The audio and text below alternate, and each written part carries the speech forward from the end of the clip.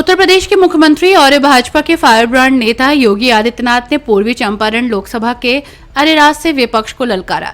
उन्होंने कहा कि पाकिस्तान का राग अलापने वालों को वहीं चले जाना चाहिए, वहां उन्हें कोई भीख भी नहीं देगा।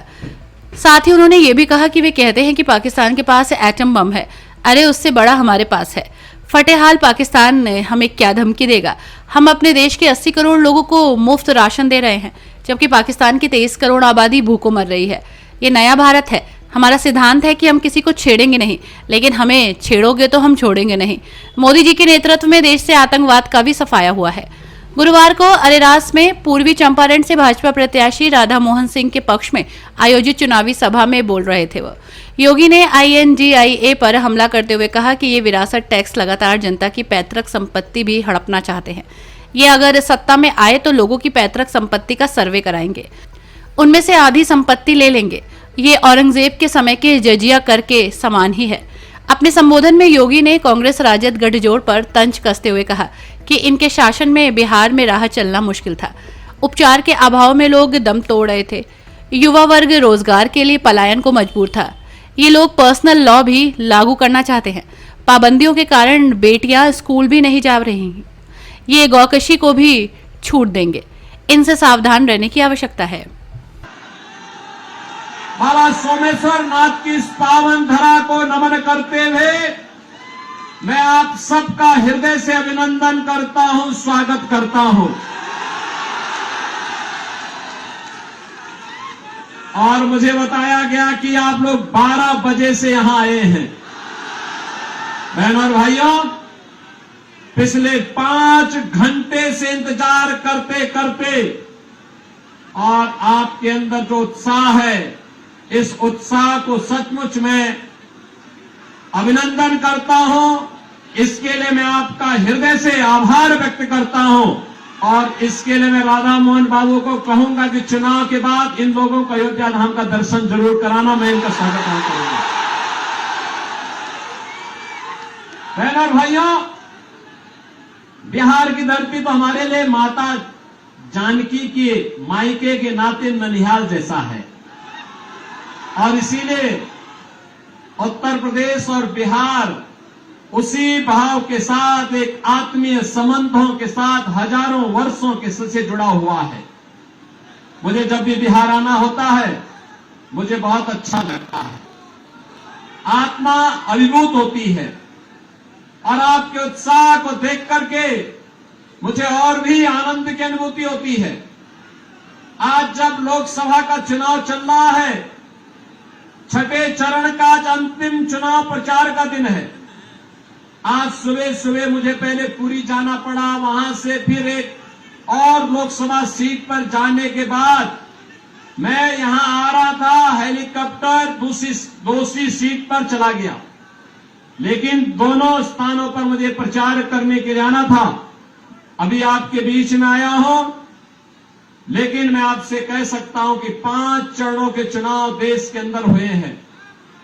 अब तक मुझे 12 राज्यों में जाने का अवसर प्राप्त हुआ है और बहनों और भाइयों, मैं कह सकता हूं कि मोदी जी के समर्थन में पूरे देश के अंदर एक लहर अब मोदी सुनामी के रूप में बदल चुकी है।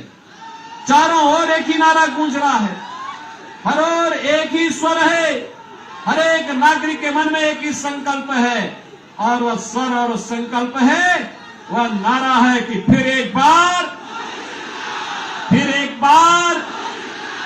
और अब की बार 400 पार।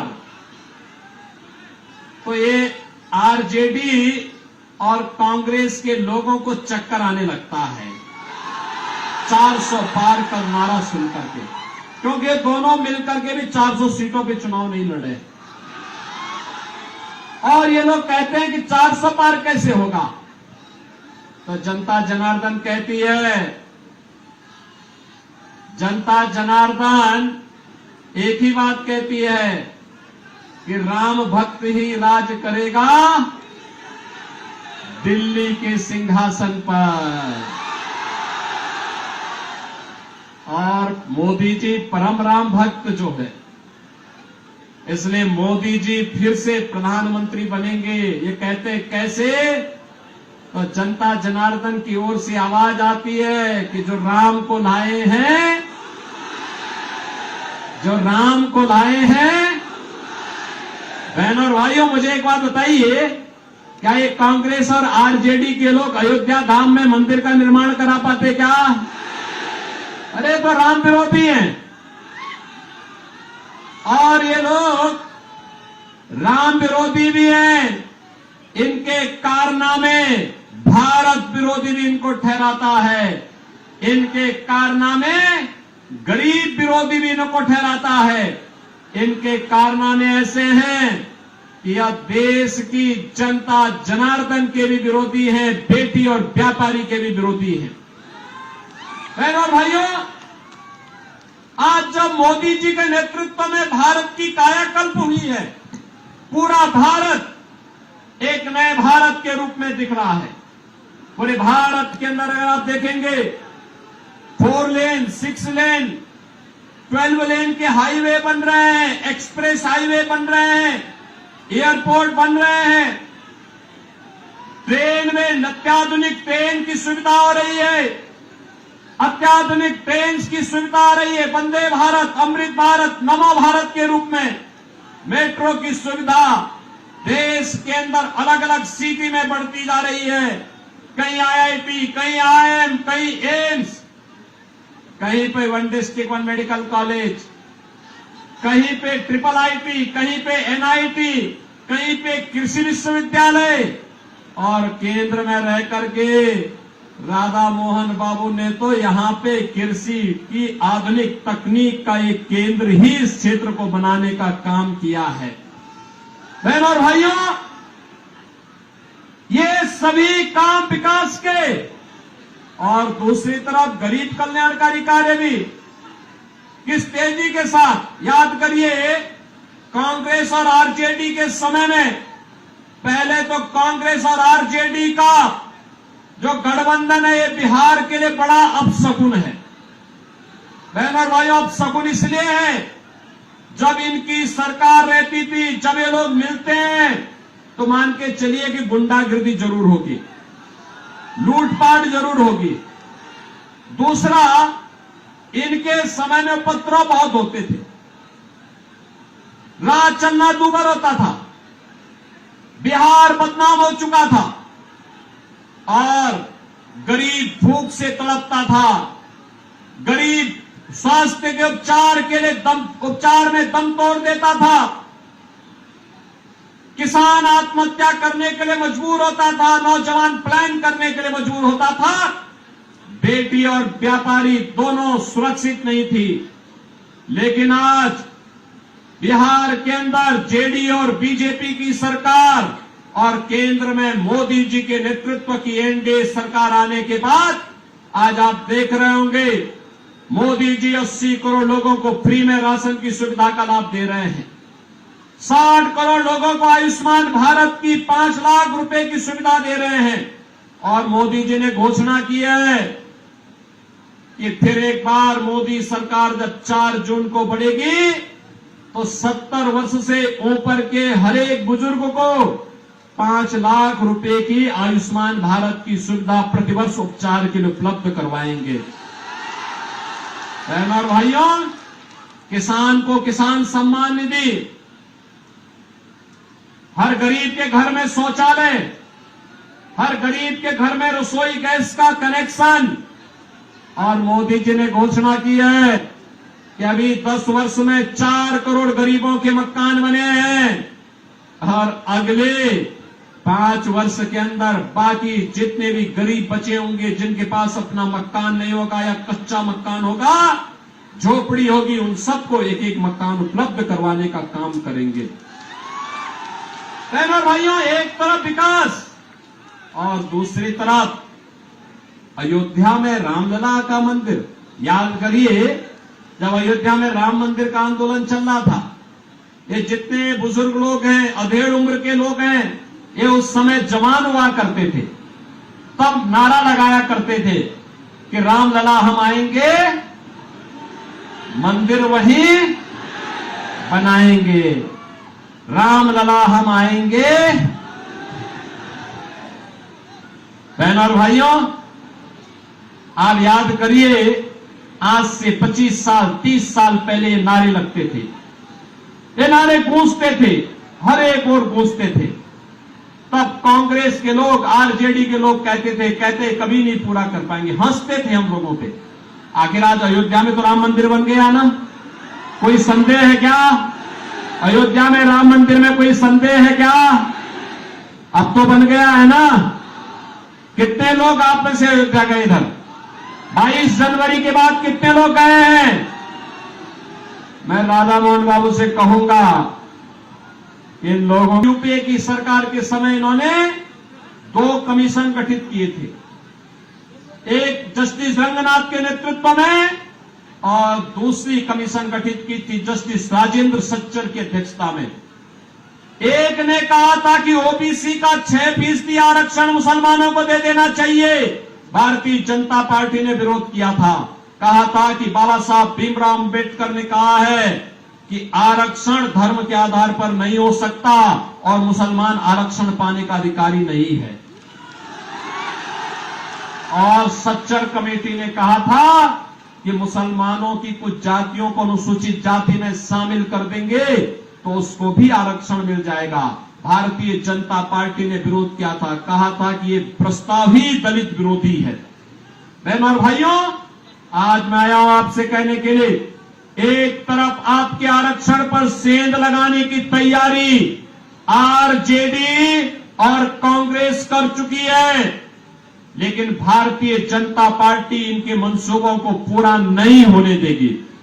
और दूसरी तरफ इनका जो मैनिफेस्टो है वह कुछ अन्य खतरनाक बातें करता है। खतरनाक बात एक, ये कहते हैं हम विरासत टैक्स लगाएंगे। विरासत टैक्स का मतलब आप जानते हैं बहनों भाइयों? विरासत टैक्स का मतलब आपके पूर्वजों ने, आपके बाप दादों ने जो संपत्ति अर्जित की होगी, खेत लिया होगा, मकान लिया होगा, मकान बनाया होगा, बैंक में कुछ पैसा जमा किया होगा, कुछ जेवर लिया होगा, इसका ये लोग सर्वे करवाएंगे। और कांग्रेस और आरजेडी के लोग सर्वे करा करके फिर इसमें से आधा ले लेंगे। आप बताओ, आपके खून पसीना आपके बाप दादों का, आपके पूर्वजों का, और क्या आप इनमें इनको लूट मचाने की छूट देंगे क्या?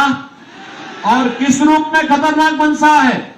अगर आपके 2 कमरे का घर है, एक कमरा आपके लिए रखेंगे, दूसरे को कहेंगे भाई तो खाली करना पड़ेगा विरासत टैक्स के नाम पर, और विरासत टैक्स के नाम पर उसको खाली करवा करके किसी पाकिस्तानी, किसी बांग्लादेशी और किसी अफगानिस्तानी मुसलमान को दे देंगे। अरे क्या करने जा रहे हैं ये लोग? यानी विरासत टैक्स, ये औरंगजेब की आत्मा घुस गई है इनके अंदर, औरंगजेब की आत्मा। बहन और भाइयों, औरंगजेब मुगल काल का सबसे क्रूर बादशाह था। मुसलमान भी अपने पुत्र का नाम औरंगजेब नहीं रखता, क्योंकि औरंगजेब ने सबसे पहले अपने भाई की हत्या की, फिर अपने बाप को कैद करके एक एक बूंद पानी के लिए तरसाया था। अगर औरंगजेब की कारस्तानी देखनी है तो पटना की खुदाबख्त लाइब्रेरी में जाकर के पढ़िए। वहां पर इसका बाप शाहजहां, जिसने आगरा का ताजमहल बनाया था, शाहजहां कहता है कि किसी को औरंगजेब जैसा पुत्र न पैदा हो, क्योंकि इसने मुझे जीते जी एक एक बूंद पानी के लिए तरसाया है। वो कहता है इससे अच्छा तो हिंदू है, अपने बड़े बुजुर्गों का सम्मान करता है और मरने के बाद उन्हें श्राद्ध और पितरों को तर्पण देकर के उनकी तृप्ति करता है। बहन और भाइयों, औरंगजेब ने हिंदुओं पर एक टैक्स लगाया था, उसका नाम था जजिया कर। क्या नाम था? जजिया कर। और जजिया कर क्या था? हिंदू या तो जजिया कर दे और नहीं तो मुसलमान बने। और आज कांग्रेस भी विरासत टैक्स, ये जजिया कर ही है इनका। क्या आप ये जजिया कर कांग्रेस और आरजेडी का लगाने देंगे क्या? लगाने देंगे क्या? तीसरा इनके द्वारा कहा जा रहा है कि हम आएंगे तो पर्सनल लॉ लागू करेंगे। पर्सनल लॉ का मतलब जानते हैं आप? पर्सनल लॉ का मतलब तालिबानी शासन को फिर से लाना। बेटी स्कूल नहीं जा पाएगी, महिलाएं बाजार नहीं जा पाएंगी, बुर्के से बाहर नहीं निकल पाएंगे। कहां ले जाना चाहती है कांग्रेस और आरजेडी? बिहार को और देश को। और चौथी खतरनाक बात ये कहते हैं, अल्पसंख्यकों को खान पान की स्वतंत्रता देंगे। खान पान की स्वतंत्रता का मतलब उनकी रुचि का खान पान। अरे जो बहुसंख्यक खाता है वो अल्पसंख्यक भी खाता है, कोई भेद तो है नहीं। एक मुद्दे पे भेद होता है, जब कोई मुसलमान गौ कसी करता है, गौ हत्या करता है, हिंदू उग्र होकर के सामने आ जाता है, कहता है जन्म जन्म का नाता है, गाय हमारी माता है, कहता है ना। और ये कहते हैं कि हम उनको गौ कसी करने की छूट देंगे। क्या आप देंगे क्या कांग्रेस को वोट? अरे राम जन्मभूमि का मंदिर बना के जो पुण्य अर्जित किया है, वह कांग्रेस और आरजेडी को वोट देकर के पाप में मत बदलना। बहनों और भाइयों, मैं यही कहने के लिए आज आपके पास आया हूं। इसीलिए मैं आज आपके पास आया हूं कहने के लिए, राधा मोहन बाबू जैसा सीधा सरल, राधा मोहन बाबू जैसा सीधा सरल लेकिन आपकी जनता के लिए समर्पित व्यक्ति जिस भाव के साथ कार्य कर रहा है, वैसा राजनेता मिलना अत्यंत दुर्लभ है, दुर्लभ। और इसलिए बहनों और भाइयों, जनता की अदालत में हम लोग आए हैं आपसे कहने के लिए, एक ही बात कहने के लिए आए हैं कि हमें राम विरोधियों को भी नहीं आने देना है, हमें जजिया कर लगाने वालों को भी नहीं आने देना है, हमें वीआईपी कल्चर वालों को भी नहीं टिकने देना है। समझ लिए ना? अब मुझे बताओ, रोज रोज तो सौदेबाजी करते हैं, सौदेबाजी करते हैं, रोज पलटी मारेंगे, सौदेबाजी करेंगे, क्या आप इनको आने देंगे क्या? और फिर गौ कसी को प्रोत्साहित करने वालों को क्या आप आने देंगे क्या? मैं तो आपसे यही कहने के लिए आया हूं कि राधा मोहन बाबू तो लंबे समय से सांसद के रूप में यहां की जनता जनार्दन की सेवा करते हैं। मैं देखता हूं, अगर दिल्ली रहेंगे, शाम को ट्रेन में बैठेंगे, सुबह फिर दिन भर यहां की जनता की सेवा करके फिर शाम को यहां से गोरखपुर या पटना जाकर के वहां से प्लेन से फिर दिल्ली अगले दिन संसद की बैठक में भाग लेके फिर वापस अपने क्षेत्र में आते हैं, दिन भर सेवा करते हैं। बहनों और भाइयों, ऐसा जनप्रतिनिधि मिलना बहुत दुर्लभ होता है। और इसीलिए आपसे मैं यही अपील करने के लिए आया हूं, राधा मोहन बाबू को चुनाव जिता के भेजेंगे। 400 पार में ये सीट भी होनी चाहिए, होगी ना? 400 पार तभी होगा जब राधा मोहन बाबू भारी बहुमत से विजयी बनकर जाएंगे। रिकॉर्ड वोट से रिकॉर्ड बनना चाहिए। बनाएंगे रिकॉर्ड? बनाएंगे, बनाएंगे। लेकिन इसके लिए आपको एक काम करना होगा, करेंगे? मोदी जी का संदेशा है, कल एक दिन का समय आपके पास होगा। आप में से इस संदेशे को घर घर कौन कितने लोग पहुंचाएंगे? थोड़ा हाथ खड़ा करके मुझे बताओ। उधर हेलीपैड की तरफ भी काफी बड़ी संख्या में लोग खड़े हैं, इधर भी खड़े हैं, सड़क की तरफ भी खड़े हैं। कितने लोग थे? दोनों हाथ ला के मुझे आश्वस्त करो। दोनों हाथ ला करके, दोनों हाथ ला करके खड़ो, हाथ खड़े करके मुझे बताओ पहले, कितने लोग हैं जो मेरे संकल्प को घर घर पहुंचाएगा? आप पहुंचाने के लिए तैयार हैं?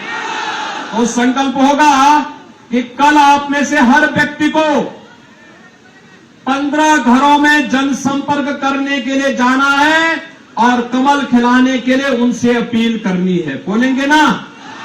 क्या बोलेंगे?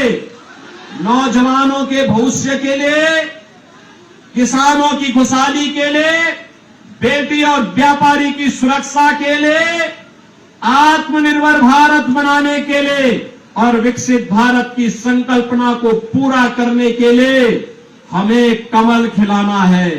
सबको बोलेंगे? बोलेंगे? और जनता को संकल्प दिलाना है, जो राम को लाए हैं बोलेंगे ना। और परसों उन सभी लोगों को मतदान कराना है। कराएंगे कराएंगे। मैं मतदान का प्रतिशत देखूंगा मोतिहारी में। सहमत है ना? सभी लोग सहमत हैं? तो फिर मेरे साथ बोलेंगे, भारत माता की, भारत माता की, भारत माता की जय श्री राम, जय जय श्री राम।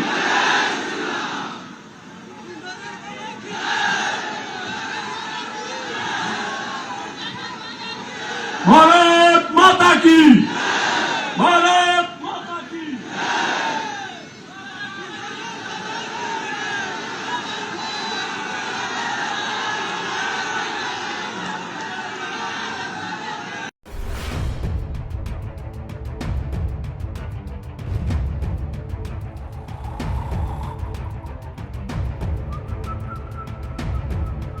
हर बड़ी खबर का असली एड्रेस है खबरनामा।